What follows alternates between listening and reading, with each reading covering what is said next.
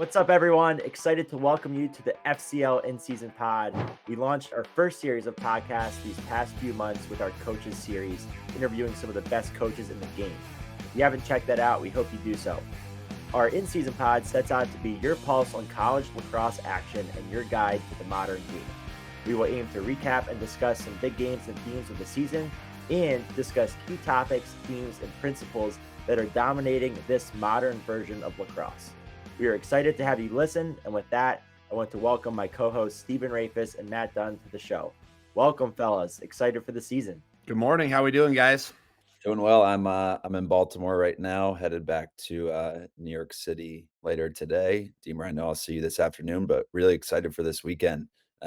Crazy that I feel like February 1 now. Used to have like a couple games and obviously the start for the Ivy League season, but we got a whole slate of games, so really looking forward to that.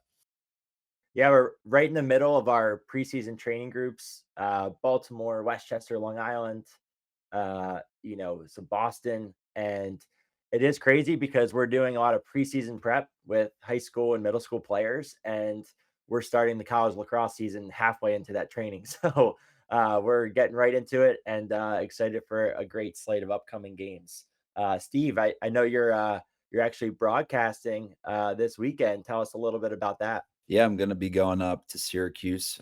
They're playing Jacksonville this weekend. So first time doing it. I know we did a couple different live game casts last year, more like a Manning cast type format. Obviously, we've done a lot of podcasts as we were talking about, the college lacrosse coaches coming on this fall. So it'll be my first time doing this. Deemer, I know you did it last spring, I think for a game or two. So I will be on color and, I'm excited. I'm excited to get back up to Syracuse. They take their media stuff very seriously with Newhouse and kind of their whole communications department there. So yeah, looking forward to it and think it's going to be a good matchup. Steve, are you ready to give some unbiased takes on the game? I am trying to remain as unbiased as possible. I've been spending some time trying to learn more about Jacksonville, learn as much as I can. John Galloway, Syracuse alum, obviously the head coach there. So been doing my research there. I know you guys just spoke to their team as well. You guys want to talk about that a little bit? Yeah, so John actually is a good friend of mine. I was drafted to the Rochester Rattlers in the MLL in 2016, and John was the starting goalie of that team and one of the veteran guys. Really kind of took me under my wing in the pro game a little. We had some good mentors and just became a guy I looked up to, but a really good friend over the years as well. We also have a handful of Highland Park guys that are at Jacksonville now and committed to go there. So just been able to keep a great relationship with John and the staff. And he reached out to Deemer and I and asked us to speak to the team a few weeks ago, which was a really cool experience and one that I think that Jacksonville team was really receptive to. So Deemer and I spoke to them just about largely taking ownership of their college experience and just ways that I think on an individual and collective level, they can kind of do the things necessary that can help them get to where they want to go and just hear it from a different voice. So I thought that was fun. It was cool to share that with those guys, and it seemed like they were receptive to it. It meant a lot, and it's really cool to hear, guys that, we've looked up to, played with, played against, have some of that respect and appreciation for what we do. John's a guy like I remember watching him in college for Syracuse, and he was, his teams were like on some of the Mount Rushmore of teams, and so then to get to speak to his team and one of my favorite stories I remember about playing against John, I think it was Atlanta Blaze versus Rochester, and we're all man up. I'm top left. I think I like was about to take a shot or something, and he just starts yelling out like he's a lefty, he's a shooter, like he teaches shooting clinics, like he thinks he's really good at it, like something like that. And he was just trying to get in my head. And I think the next shot I probably shot like six side high, and he just gobbled it up. And I was like, God damn it! Like here we go, And but we always joke about that, and it was fun to speak to the team. Sharing some of our experiences, sharing some just themes from mentors and stuff that we've learned from. And hopefully, the guys took away two or three things that they could apply to not just their upcoming seasons, as teammates and leaders and players, but also some skills that hopefully they take with them going forward when they're looking for internships and jobs and whenever their post lacrosse careers begin too. Because we can't lose perspective of that because that's again it's really important and not everyone is going to stay in lacrosse forever. So what are they going to prepare themselves to do after? Yeah, I think he's done a phenomenal job down there, entering his ninth season. He had stints at Duke as a volunteer assistant coach, and then he was also at Providence prior to taking over Jacksonville as the head coach. So I know he's excited. I know the team's excited to get up to Syracuse. Syracuse ranked number 2 in the preseason. I think they've been highlighted a lot, just kind of on everyone loses a lot and they don't lose a ton, especially on the offensive end. So looking forward to that matchup. I think as we look ahead at February 1, a couple of different games that we've also circled on our calendar to watch. You have Loyola at Georgetown, Richmond at Maryland, Hopkins at Denver. So a lot of good games for this first Saturday. Once again, you guys mentioned kind of feels weird. February 1 feels like very early for this, but I guess it just happens that Saturday's on February 1st this year. I feel like usually it's February 8th, 9th, or somewhere in that range. But I mean, looking at Steven, you threw some notes around these games, which is great. Like Loyola had a huge win last year, 18-10 against Georgetown, but their seasons kind of flipped after that, where Georgetown goes on to beat Notre Dame and have a pretty great season, and Loyola maybe went the other direction. You got Richmond, Maryland, where that's almost always like a 1-goal game. Like my brother played at Richmond, and I remember going to that Maryland Richmond game at Richmond in 2020. Richmond lost by 1, maybe in overtime, double overtime, and last year that was a 1-goal game, and so I mean, I think one thing about these games is it's really hard to make predictions at the beginning of the season because one, we haven't seen them play much. Two, even if you hear things from scrimmages, we know scrimmages are so different than what the games tend to be. And then three, even based off what happens in week 1, 2, 3, 4, the art of like coaching and these college teams is how they adjust and develop throughout the season.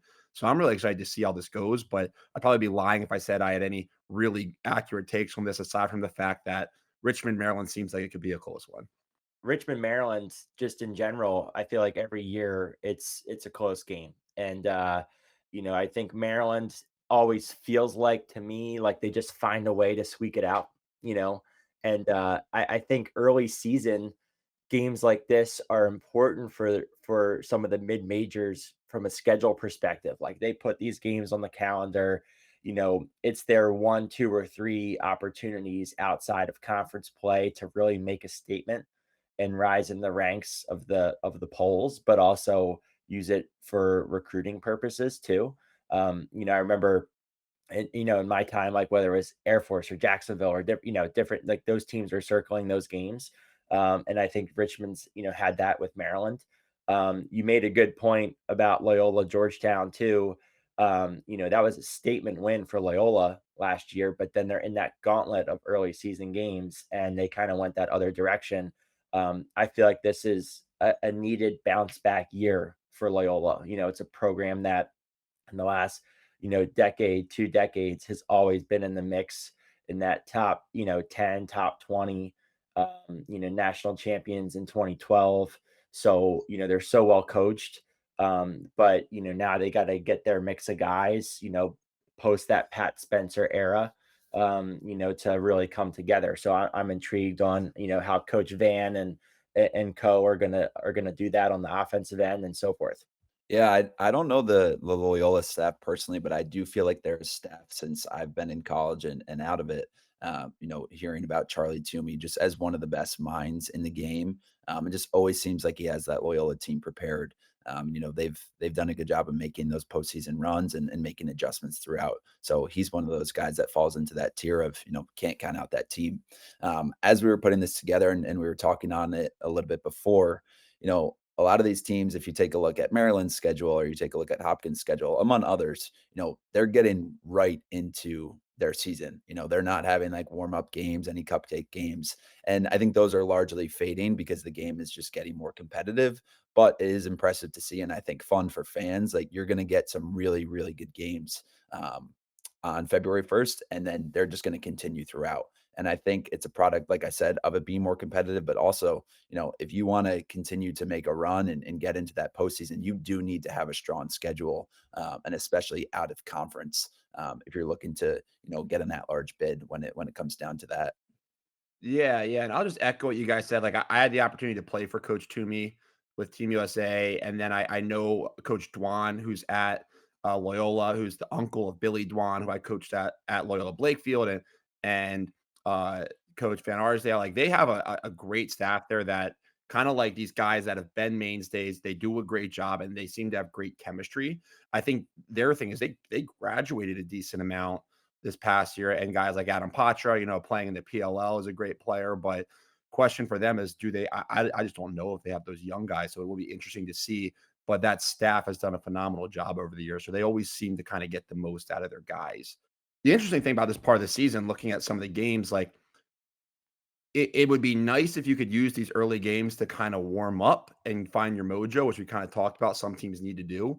But some of these games really matter, right? Like, how about it was last year, I believe, Penn State Colgate, where Colgate beats Penn State. Penn State's playing Colgate again. I mean, that puts a lot of pressure on a team like Penn State down the stretch. And so some of these games where, you think a team might just on paper have the advantage and just get a win. It's hard because everybody's got good players. But one or two of these losses, we look at like how competitive the NCAA tournament is, that RPI with some of these perennial, you got these ACC teams and some Big Ten teams and then automatic qualifiers. Sometimes there aren't a lot of like spots left for some really good teams. We saw in the Ivy League last year.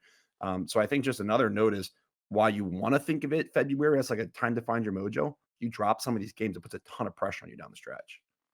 Well, one thing I would add to that, and again, I'm happy if someone on, Twitter or, anyone listening, you chime in or have a different opinion or, something that I don't. But I feel like one of the things I heard is in lacrosse, men's and women's, outside of your conference play, schedules are dictated by the coaches and the relationships. It's not really mandated by the broader school. And so what that means is, I'll just say like, Coach Danowski and Coach Tillman, just for ease of conversation, like they're communicating or not about, are we going to play a real game or are we going to scrimmage? What's the date going to be? Where's it going to be? And then therefore, like they're agreeing or not agreeing. And so then when you take that mindset and then let it trickle down, you've got some programs who, at the mercy of funding and people willing to play them, they have to travel anywhere just to get the game. And now they're at that disadvantage. Or, like, just in terms of geography, like people won't come down or do a home and home. They'll just do, we'll only play you at home, or we'll only, you have to travel to us. And so then you think about, well, some of those schools are not in that position to be able to dictate and get some of those matchups. And so you can be looking at a team schedule like, hey, why doesn't this team play more challenging teams? Well, it could be because other coaches won't play them, or won't play them midweek. And so now you're at the mercy of that. And I was even talking to Gary Gate at our Best in Class IMG event. It was awesome just catching up, and he was just saying, "Hey, like I'd like to get one more game. I would have loved one more game on the schedule, but couldn't make that happen this year." So coaches are at the mercy of some of that scheduling, funding, and people's just willingness to play them at a conference. And so you have to be really strategic, but you also can't always be that. So then now if you're at a mid major, you're like trying to get these games. The games aren't that advantageous to you. So then like the actual getting it done and getting over the hump of getting the win is just difficult. And the other thing that comes into play, if you're call it an ACC school or a Big Ten, some of these perennial powers, and you're going to add people that are out of conference, you're looking to add, say you're playing a team from the ASUN or the CAA, just different conferences and whatnot. You're looking to play a team that is hopefully going to win their conference and advance to the NCAA tournament as well. So there's definitely a lot of strategy, that comes from it. You take a look back, I obviously just from a Syracuse perspective, Army is not on the schedule this year for the first time in a really long time. I believe it was 2 years ago or 3 years ago, Cornell was not on their schedule. And it's because, whenever you typically play them, maybe it doesn't work for you that year. Maybe you end up having a really tough stretch of ACC games and then another good out of conference game. And it's like, are we going to add a team like Cornell to, make it 6 straight top 10 games? Like, yes, that's great if you win them, but you start dropping those, you drop 3, 4, it can really change your season. So I think it also speaks to, we talk to college coaches all the time, and Deemer, I know you have experience doing it. It's like the 5 or 10% people say is on the field, if not a little bit more, but there's so much that goes into it off the field from a planning and a scheduling and, compliance perspective. So I do think that's unique to lacrosse as well in terms of, coaches having to strategically plan out their schedule kind of on their own and, who they know and what works. I will say, and I think Deemer, I think your point is true. I don't know 100%. I do think the Maryland Duke example actually is probably a little more when Maryland left the ACC in 2014, 2015. I do think that was actually like a broader school decision not to play Duke Maryland matchups in regular seasons. Because we've only seen those games now. Scrimmages started happening more recently, like last 3 or 4 years, maybe. But prior to that, there was no regular season matchup since Deemer, you and I played in the fall of 2014 at College Park, and then some playoff games. But I do largely think you're right. And then there's obviously travel considerations and all of that. But and I think the point, it's the head coaching job is really an art where there's a lot more than just a lacrosse piece and how you architect your schedule, how you look at the balance of front loading, which could be really good if you get the wins, but if you start losing 4 or 5 games off the start, and then maybe one of those teams you lose to early ends up having a bad year, so then that RPI wise gives you a big hit. Getting into the tournament, like some of it's certainly in your control, but there's a lot of circumstance and luck that happens for the vast majority of teams as you kind of get down. Yeah, 100%. Another game as we, just, circle a few matchups as we kind of preview this first weekend, Hopkins, Denver. I believe it's out at Denver this year.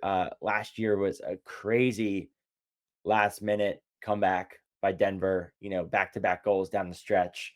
Denver ends up making the final four. Hopkins had a fantastic team, I believe, losing in the Elite Eight to UVA. Both teams are returning some high profile guys. Matt, you've talked before about the Denver defense and their style. And we actually we have Jimmy Freehill now, a part of the FCL athlete team, which is awesome.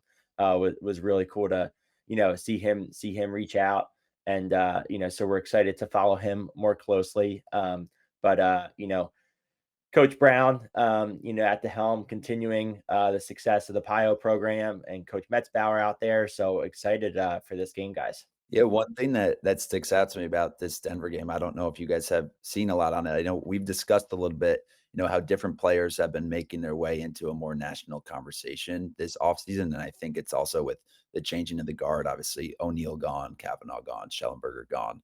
I think Ben Wayer from Virginia has really made his name into that conversation nationally, just throughout the media so far.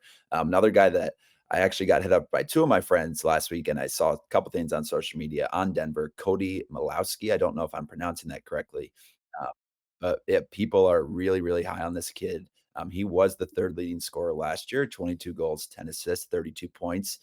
Candidly, I have not seen enough of Denver to have, a ton of takes, but I just think more interesting the scope of how some of these preseason narratives, offseason narratives can start to kind of shape what these, I guess, lists end up looking like as the season gets going. Was was Cody, was he quick X guy? Am I thinking of the right, or who am I? No, the Shifty X guy was Lampert. And last year, Coach Metz and I were chatting, and he had just, a little bit of comparison to Jordan Wolf like, movement and explosiveness. Which obviously, like, Coach Metz was at UNC for a while too, obviously crossing paths and seeing and going against Jordan a lot. So I thought that was a pretty cool comparison. And I think he's a, awesome dodger and great footwork. But Malowski's kind of, he played probably a little more of an off ball role last year. Had some big time finishes, like kind of like your vintage Denver Canadian finishes, catches, handles, swim moves, stuff like that. And so now a lot of the rhetoric coming out of their camp for preseason scrimmages is now this offense is more led by him. I'll be very curious to see how they use him.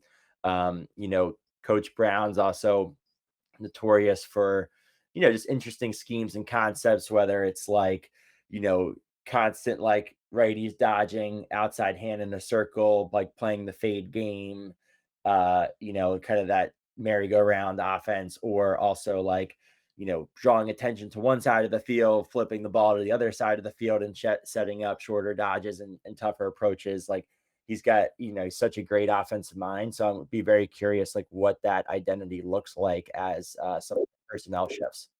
Yeah, yeah. And Milosky, redshirt sophomore, it appears. So on the younger side, that's exciting for Denver. And Deemer, I know you're talking about, I think Coach Brown, like having played against Denver and watched him for a while, like one of the more creative minds in the sport, kind of more of a first principles basis, where willing to try things that maybe not everybody else does just to see if they work. I think to your point, he does a really good job of kind of doing window dressing action on one side of the field, getting a ton of attention there and quickly swinging it to create space on the backside. I know they had a number of those looks when we played them at Maryland, and we still have seen them kind of bringing more guys to the ball side, setting up what appears to be a dodge and a quick swing to the backside. I think both these teams are interesting too. You mentioned earlier, both Hopkins and Denver play a pretty different style of defense. We've talked about Denver's kind of pack the paint, where they have these rangy guys that can take up a lot of space. They're strong, they're aggressive, and they play in really tight, almost box style, where you would, when you pack that area in front of the cage, eventually the offense has to get to that area no matter what they do on the perimeter. So as they get closer, you have all these bodies nearby that kind of half share the ball, or ready to double, ready slide. So you might not be pressed on the perimeter, but eventually, as you try to enter a dangerous area, there's just guys ready to go, ready to slide to rollbacks. And conversely, I think you'll see Hopkins play. Hopkins gets out and is disruptive. Like their short sticks are up outside the box. They take a really aggressive angle, kind of up to the top side of you, a lot of times to funnel guys down the side. They'll send a slide. They'll kind of trap guys in that low pocket, and they'll extend X. So on those alley dodges, they almost look at it as a double pressure scenario.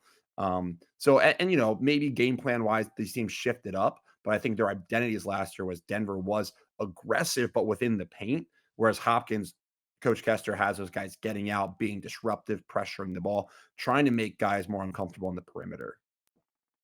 Dunn, do you think, and I don't know the answer to this, but do you think that goalie play has something to do with this different style of the defenses between being super compact versus, chasing guys outside the box? I think it could be one of the factors. Yeah, I think there's as one of the factors. You look at entire personnel as well. Denver almost recruits the style of defender that plays that well, kind of bigger, take up space. Maybe not a guy you want always matching feet on the perimeter, but a guy when you get him within the box, can use range, angles, all that stuff really well.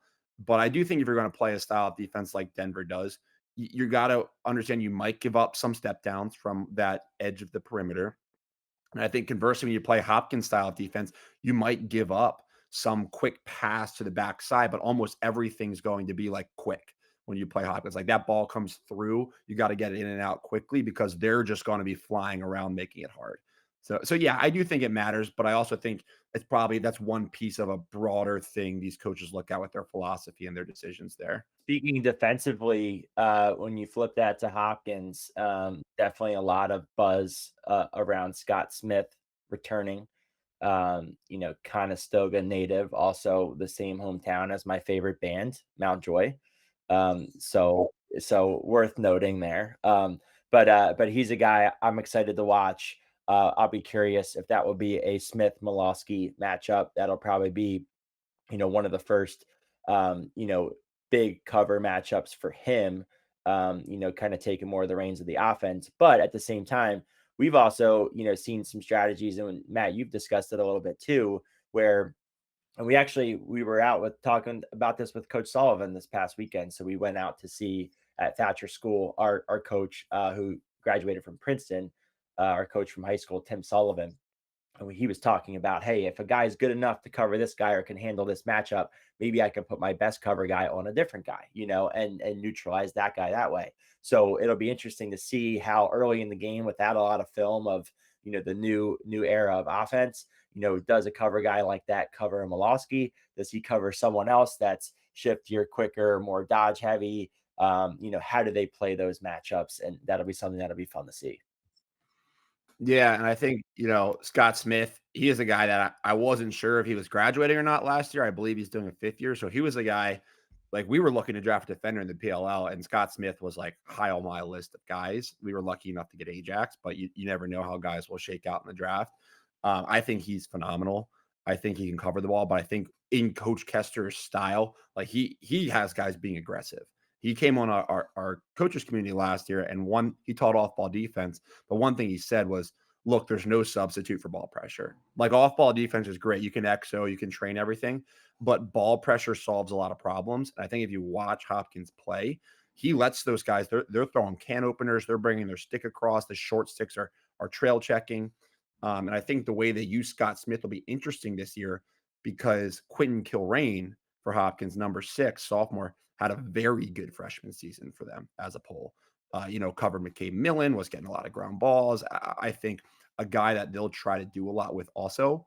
So to that same strategy, Deemer, you might see a world where Quentin Kilrain starts covering some Dodgers a bit more and ball handlers, and maybe that lets Scott Smith be more of a disruptor around the field.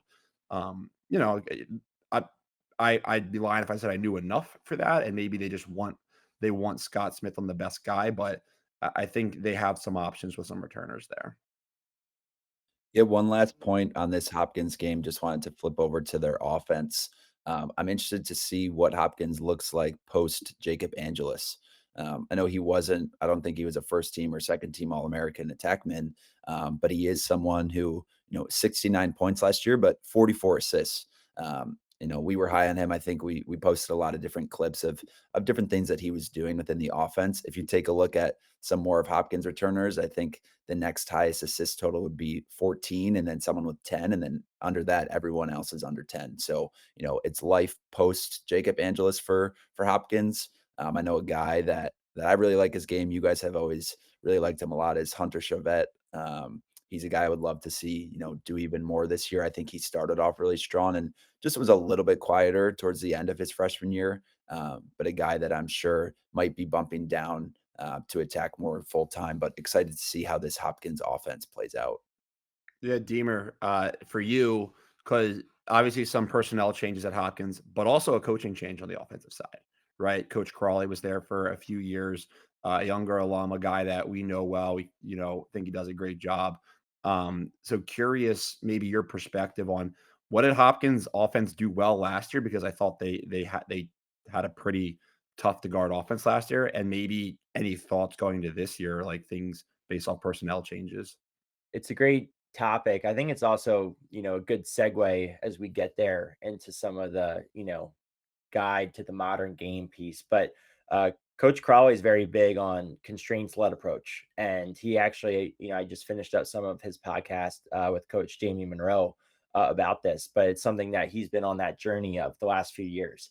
His webinar on our coaches community last year was extremely impactful to a lot of drills and training and things that we do from a development perspective. And he was also, crediting Coach Milliman for being open, to a lot of that in terms of not just what you're seeing on the field, but it's the process of how you get there. It's you can run a pairs like offense, but you can really overscript it.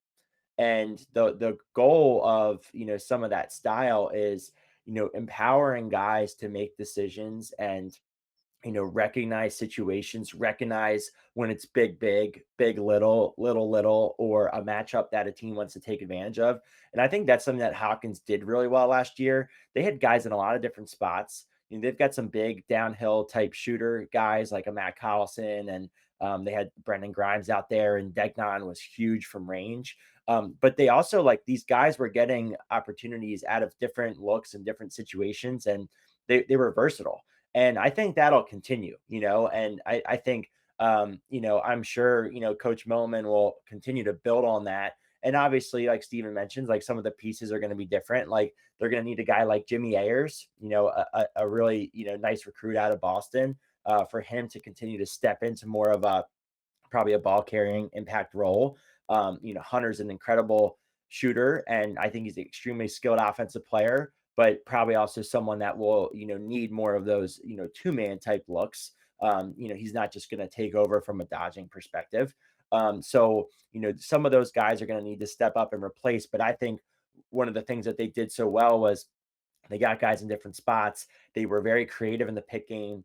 They could work off of each other. They were getting to good spots off the ball to set themselves up for shots, and then they take advantage of good short approaches. So I think they're going to continue in the positive momentum that they've been building on.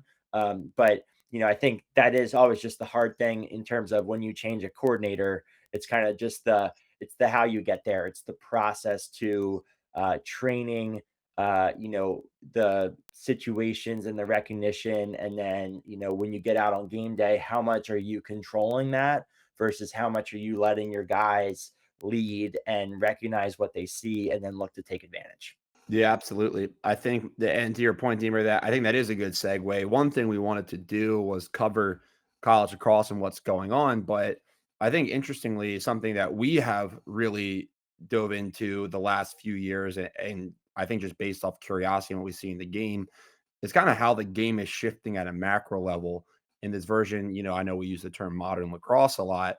What we really mean there is we all played. Deemer and I graduated in 2016, Steven, a little more recently than that. So maybe saw some more of these trends change. But over the last decade, over the last, even 5 years, I think we've seen the game shift, especially at the collegiate level, a good amount. Where you're seeing more of a fluid, fast-paced game. In my opinion, a lot of it has to do with one shot clock is a factor where now there's less value in methodical possessions that maybe you saw 10 years ago. But two, just kind of influence from different styles of the game where more people are playing box. There's more Canadian influence on the game where they're seeing value in attacking at different angles, getting your stick to the middle.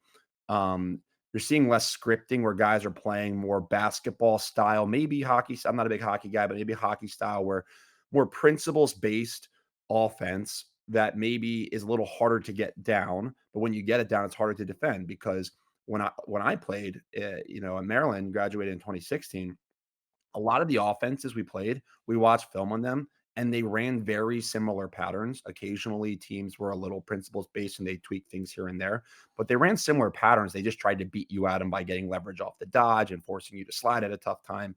And I think we've seen the game change where when you watch an offense now, you can't really predict what the attack's going to do when the ball goes down the side because they're giving different options on the principles and the dodger has different triggers, but he's going to dodge in a way that is trying to really get leverage to his strength, and then the adjacents have to play off that, and the crease might not stay on the crease, and so I think one thing I'd like to shift this to a little bit, guys, is what do you expect to see, or what did we see last year in this modern style of lacrosse, maybe at a macro level? If we want to start on the offensive side of the ball, what are a lot of these offenses doing now that have had a lot of success? It's a great segue. And, I would also even just like kind of before prefacing that in terms of what to expect, like I would say, and Steven and I have had this discussion a lot. Um, you know, I just think nowadays in general, the creativity of the game is more fostered and encouraged. There's a point in probably the 80s where I think you talk to a lot of different guys on, their experiences in college. And lacrosse was flying around. The ball was whipping around. They talk about the shallower pockets, the takeaways, the BTBs. Like it was this fun, exciting version that carried into the 90s. I think as just things shift, you know, people probably started learning more and then trying to script more of offense, and hey, let's get in this motion set. Let's go do this. Let's pass here. Let's pick here.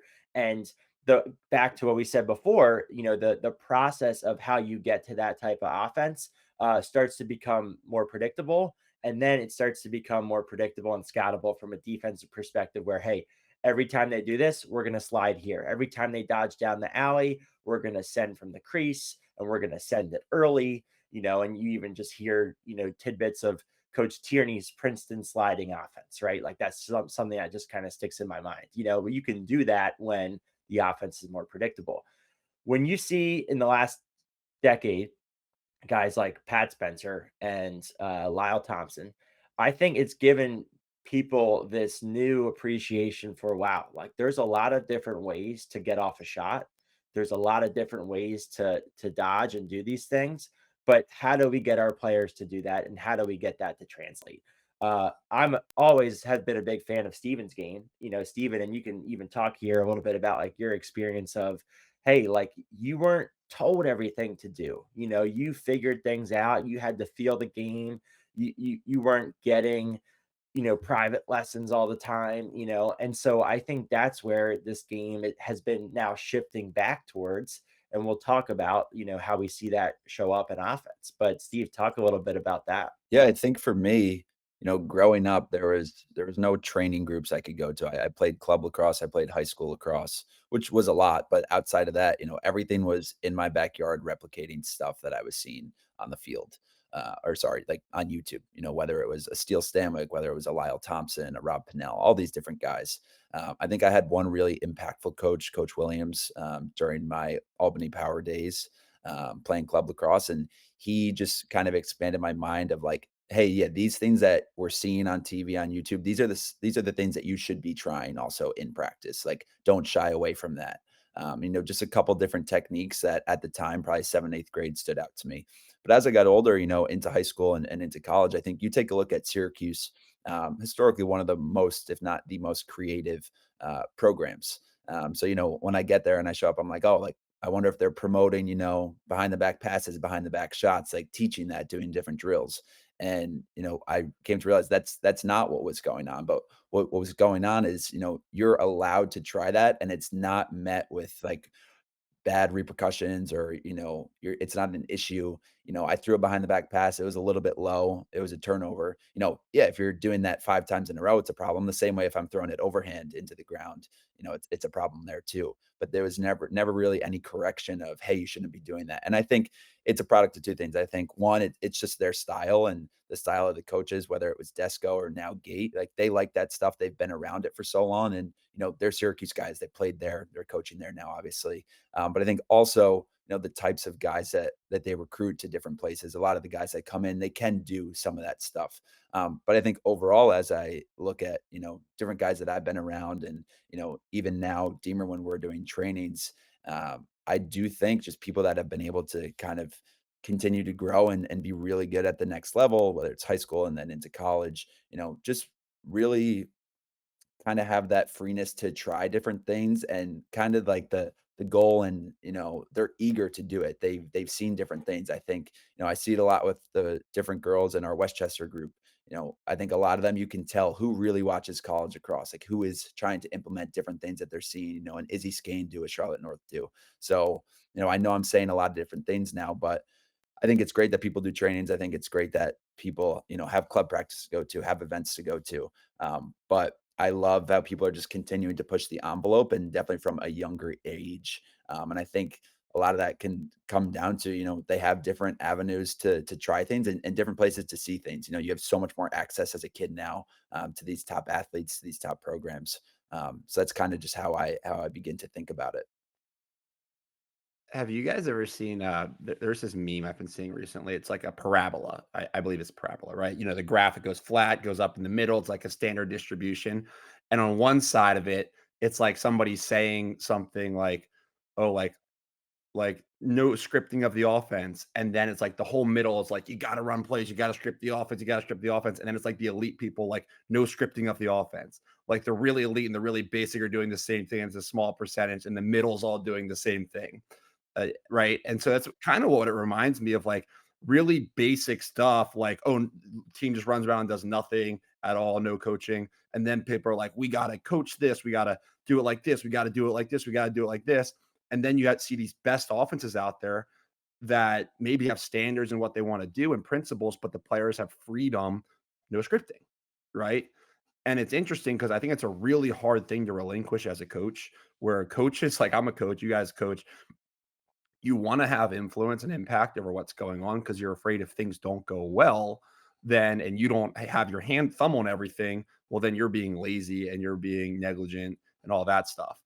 But I think what we see is, and this is something Coach Pressler says all the time at Highland Park and says to me is, Matt, lacrosse is a player's game, football is a coach's game. In football, you see John Gruden on Barstool talking about these play calls and all this stuff.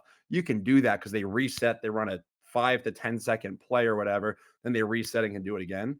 In these flowy sports, if you try to script everything, players just get confused, and at a certain point, something breaks and nobody knows what to do.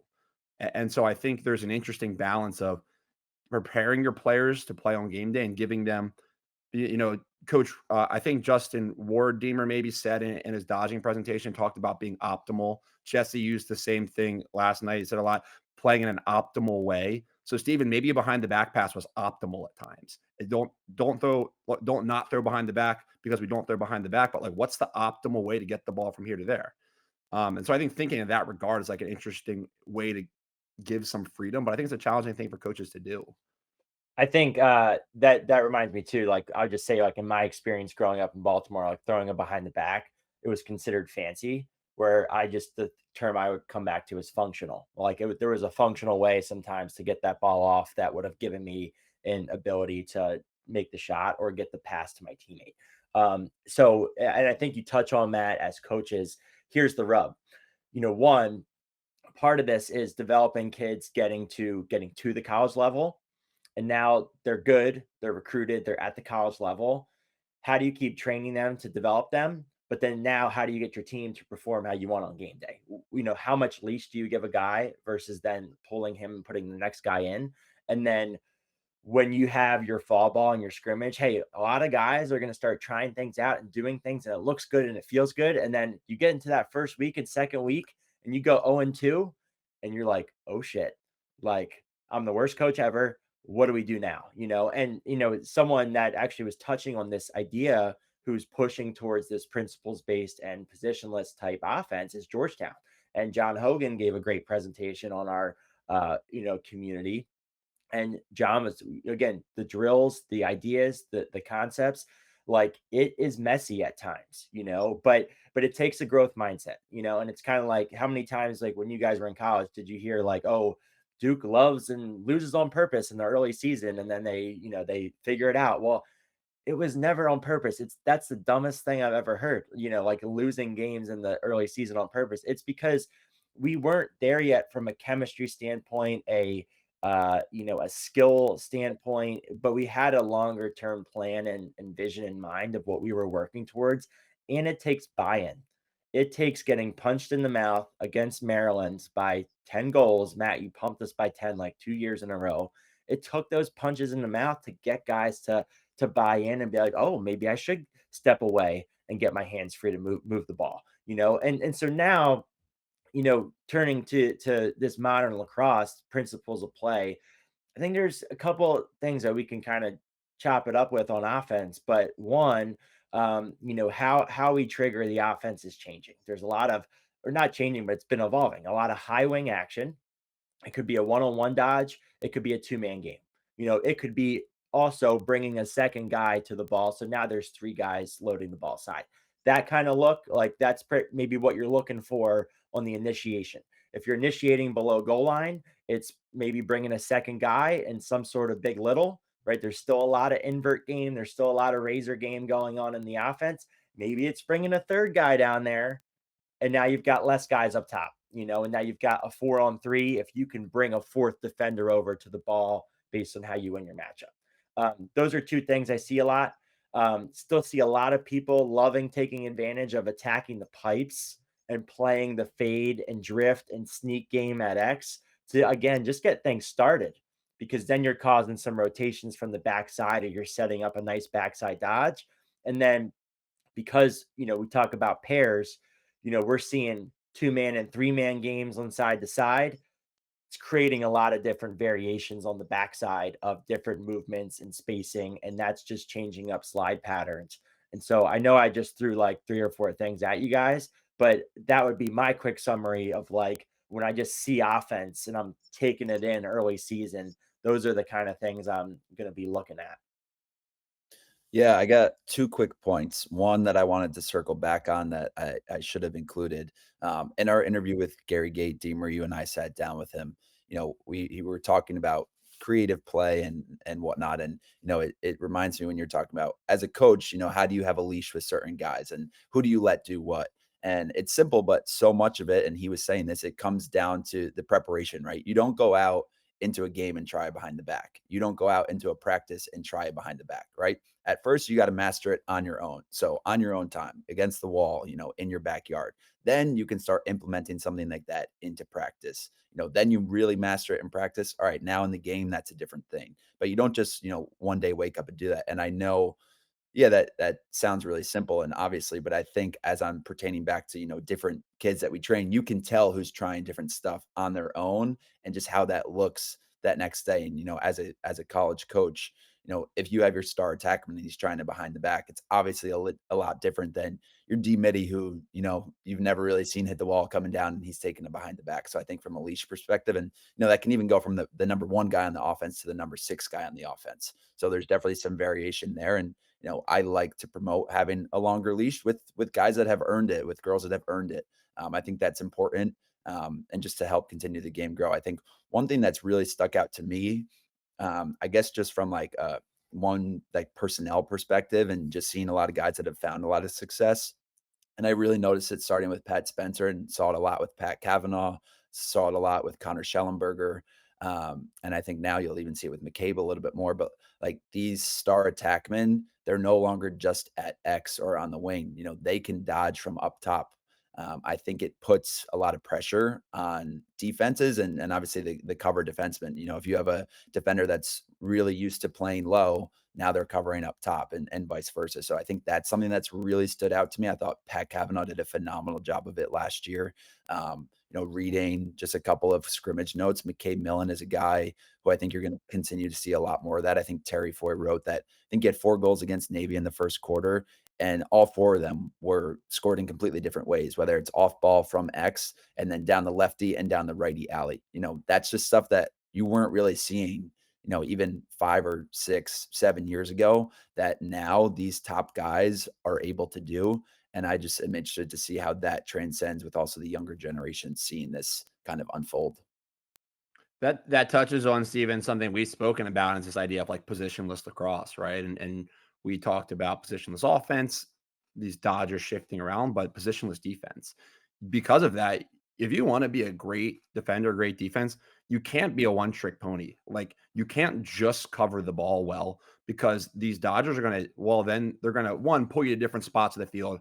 They're going to bring picks to you if you're a really good on-ball defender. So all of a sudden you have to be able to listen, navigate picks, and then that guy moves the ball. These guys are playing in a free-flowing motion, so he's going to then go mirror or set a pick. He's going to drift to the back pipe. So if you can't get plugged into a system, a free-flowing system off the ball, well, it's very you're not covering a guy that stands at X anymore. I can say, hey, guy, when the ball goes to X, you go out and play him. When he passes it, you kind of just wait for him to get the ball again. Like it's just not the way these offenses are working. So when you look at kind of the skills you need, like you do need to you got to have great spatial awareness. You got to be able to turn your head and see the flow of the game, because I can't just say coach can't say to me, hey Matt, when the ball comes down the side they're going to do this, just remember this. It's you got to see it, and you got to feel it. And so from my perspective, when you look at the offensive stuff you're talking about, Deemer and Steven, it's they've found ways to prey on defenders not being good at feeling the game well and getting the flow, and coaches over scripting it. So coaches probably in the last 10 years, maybe 5 years ago, were doing a ton of long lists of things. When this happens, do this, because you could probably build the checklist of what an offense is going to do. Now that can get broken easily. So I think now you actually are seeing a simplification of defense where it's not easy, but you're going to simplify it and just say, what's your objective and what do we have to do? And you think if Denver's packed the paint, well, you have to keep the other team from scoring, and they have to get in front of the goal to score within a range, right? So they got to get every good shot's going to come within 15 yards of GLE at some width around the hashes, depending on how high or low you are. So you learn how to prioritize space. So that's one thing, you always learn to play from that for defending that dangerous space first and hold that dangerous space. So this guy's mirror behind the ball. You don't just run with it if you're the only guy in that space. And then you learn how to read body language. So you got to be able to tell. John O'Derna came on our coach community, talks about running back versus quarterback body language. Well, I can't just say player X is moving this way. Where are player X's hands? Where are his eyes? Is McKay Millen's shoulder down with one hand on the stick dodging? Well, maybe we can slide and double. Is he bouncing away with two hands and his eyes up? Well, that ball's about to get skipped to the back pipe. So that directly affects how I stand as a defender in my decision making, right? So then you look at, I can't tell my defenders exactly what to do, but I have to train them how to read body language. I have to train a stance. I have to train them to play together in a connected fashion because things get messy. So if one guy's sliding, well, I need three guys that I can't have two guys sliding. You got two guys sliding, you're lost, right? So we have to be on the same page. We have to be able to read body language. We have to be efficient in our movements. We got to learn how to play passing lanes. So I do think it's actually a simplification conceptually of defense, but the skill element required to execute it's much higher because the offense is going to put pressure on you in every which way they can.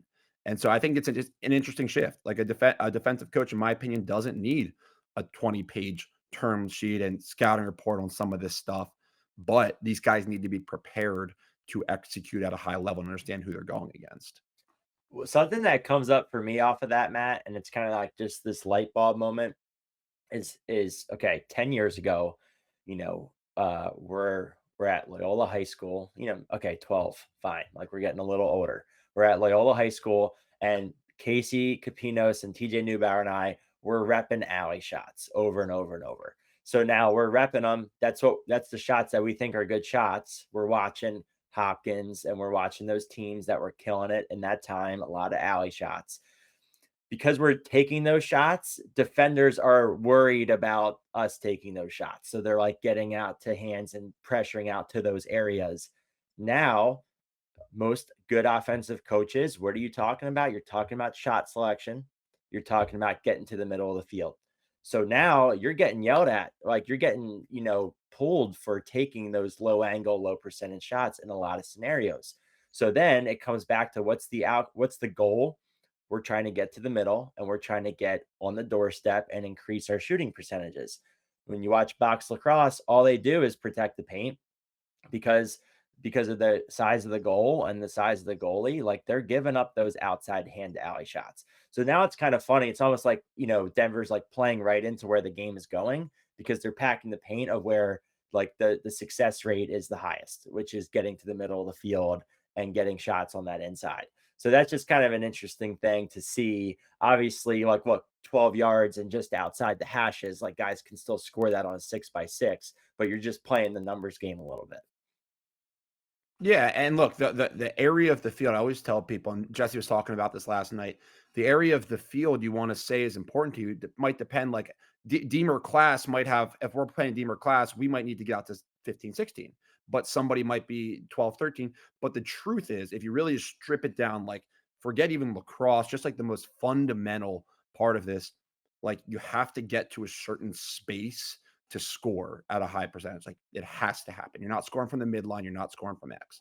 And so somewhere in there, that team is to get to. And all you're doing on offense, whether it's pairs, whether it's whatever backside exchange, you're trying to manipulate and confuse us to open up that space so that I think it's quality shots in two ways. One, area of the field that you're in and within your range. And two, are you disrupted or not? So, like, if Deemer Class can shoot from 13 yards undisrupted and transfer his weight from his back foot to his front foot and snap his wrist the way he wants to, high quality shot. If Deemer Class gets to 13 yards, but I'm through his gloves and driving him out, and his one foot his weight starts going to the sideline, disrupted shot. So you got to keep guys from that area of the field. And if they do get a shot, we got to be great shot disruptors. And I think offensively, it's the same thing. You want to get to high quality areas of the field and you want to avoid disruption. And so whether it's Denver packing the paint, right, to do it, or Hopkins' strategy is, hey, I'm going to make it hard for you to get to the paint in the first place and hard for you to feed it to the paint in the second place because pressure on you. There might be open guys, but you're not going to see them. Denver's going to be like, you can look in there, but we're all in there too. So there's different ways to do it, but you're solving for the same objective. And I think that's where there's a million ways to play the game, which is cool. There's not one way to do it. So anybody preaching one way, but these coaches have conviction in their philosophies based off their personnel. And that's what you're seeing there. And they're trying to solve the same thing, either generate high quality shots on offense or eliminate high quality shots as a defense. One thing I want to, kind of finish offensively, and then we can see if anything else comes up from, looking forward in this modern version. But there's three conversations, like quick lines and bits that kind of leads me to this thing of that I'm really focused on going into this season. I always think about, Mark Ossini's quote. He loves saying it. I don't know where he got it from, but success leaves clues. Okay. So last year, Sean Kerwin came on. I loved Steve and I both played for Sean. Love how he thinks about the game. Head coach at Dartmouth now. He did a man up presentation. And one of the big themes was changing the amount of guys on the inside. One guy to two guy to zero guy to one guy, and if you could do that quickly, and that's, carries and drags and exchanges and overloading the crease, changing those numbers changes the defense's priorities and who they can go off of and how they rotate. Then, talking with Kevin Warren on our podcast, hey, what's difficult to guard? And also, like, how do you watch film? He's like, I'm watching film from the inside out. I'm watching how many guys are on the crease, how many guys enter the crease, how do guys leave the crease, and what are the numbers? And then last one, Lars Tiffany, talking with Jamie Monroe, he's talking about, hey, this less predictable style of offense now. It used to be we need an outlet in front and we need an outlet behind. And now that's not always there. So now, from an adjacent defensive coach perspective, you can't always predictably steal space from the offense and hedge and show and get Dodgers bluffed out of their dodges because that adjacent might not be there, because you see the Marylands of the world and the Yales of the world sprint fading and moving away and changing what's in front and behind on a less predictable nature. So if they're not there front and behind, where are they? Well, they're either on the backside or they're on the crease, right? They're not outside the box. So you can only kind of just deduce the numbers on the inside again are changing. So I'm just really fascinated to watch this coming spring. How are people manipulating? How many people are inside? How they get there, and what they do with those numbers to change up the looks. And I thought a real nice taste of that was last year. How many goals did Notre Dame score by cutting a guy from the backside low pipe to the crease and dropping either Jake Taylor or Chris Kavanaugh out to the pipe? And we broke that down. It's on our YouTube. They scored over and over again. I could give you UVA games. I could give you Duke games. I could give you Denver in the finals. And clear as day, it's happening. Everyone's knowing it's coming. But why is that so difficult? Matt, how does that put pressure on the D? It's a great question, but it goes back to the same thing as like, what's valuable space? Well, I would argue the back pipe's very valuable space. And one way I think about, and valuable space also changes, right? You guys played Madden growing up, Oh yeah, right? that's Yeah. Do you remember? Do you remember as it kept going, the Madden kept going? Eventually, they added that quarterback vision thing where like Tom Brady could see like Peyton Manning could see like 60% of the field, and a bad quarterback would see like a sliver of the field. And so I tell guys like, what's valuable space? Well, where can the ball go? So as the Dodge is moving down the field, imagine the Dodger has that vision. Where can he see at that moment? And it changes as he moves, as his posture moves, as he bounces, as he reattacks. And so as those wing, Notre Dame would dodge hard and get leverage down that right wing. And slowly that vision they have would shift down the field where all of a sudden they couldn't hit the throwback as much anymore. And now everybody saw basically that back pipe. So understanding that as this action happens, Notre Dame vacated that space, and then they try to take the guy who was sliding, took his guy and dropped him in the back pipe. Well, whoever was originally on the back pipe guy has to just hold that spot. So we would talk about like zoning up the backside and just basically having a back pipe defender and a higher defender on the back pipe. So no matter what they did, we knew they were always coming back to that spot, and they were always, looking for that spot, and they was going to put a guy there. Now to do that, like, it's great. It's great offensive action, and they don't make it easy for you. And the game happens fast, and they were so good at executing it. Still hard to defend, but I think it's just understanding those concepts that like there's only certain areas of the field the ball can go to at certain times. You got to make sure those areas are covered and kind of just scramble and leave the less threatening areas open. I think this is all really helpful and really good conversation just around, how the game is changing and evolving. You guys, you even mentioned Notre Dame. You look at their offense. 8 years ago, 10 years ago, maybe even less, they're not putting up the numbers even close to what they're putting up now. And I think credit to them and their staff and their players. They've just continued to evolve and, they're scoring close to 20 goals and stuff now. Um, I think as I think about modern lacrosse, one of the first thing when you guys were saying this, that came to mind was just how first class lacrosse is continuing to kind of push the trend there and kind of is modern day lacrosse, right? Between social media, events, training, just breakdowns like this, just continuing to focus on the game and, not college coaches, but really heavily involved in the game and doing it full time.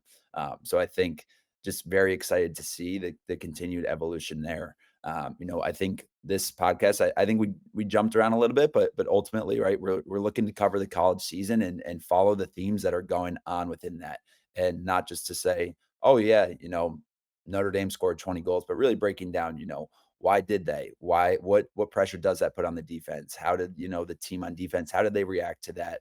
And what could they have done differently? So breaking things down just a little bit further, while still being able to cover latest games, latest news, latest topics. So we're going to be dropping this podcast every Friday morning. We're going to be recording it most of the time Wednesday morning, so as close as we can, kind of to the drop. Really looking forward to what this spring has in store for the college season, but also for this podcast and every other kind of different medium that we have, whether it's our newsletter, our blogs, and like I said earlier, social media has just been huge, and looking to continue to do all the breakdowns that Deemer, I know you started a couple of years back, and I think a lot of people really appreciate. So really enjoyed kind of this first discussion. I don't know if you guys have anything else, but I think it was a great first kind of in-season pod for us. Oh, I would say it's same thing, and I think this pod will evolve with the season. We'll see where the season takes us, and anybody listening, tell us what you like, tell us what you're looking for, because we love talking about this stuff. And you let us go a little too long, we'll go as deep as as we want to and need to. But always looking to talk interesting stuff. We're excited for the season to get started, so love to hear feedback from people that listen. Yeah, thanks, guys. This was a great first one. Stay tuned across our different mediums. We've got some other exciting announcements coming out in terms of other content that we're going to try to provide. So excited to keep leveling up. It's been a fun journey as we've built FCL into what it is, but it wouldn't be without everyone in the community and their support and the messages and the feedback. So please let us know how we're doing, and excited to keep talking shop. Great work, boys.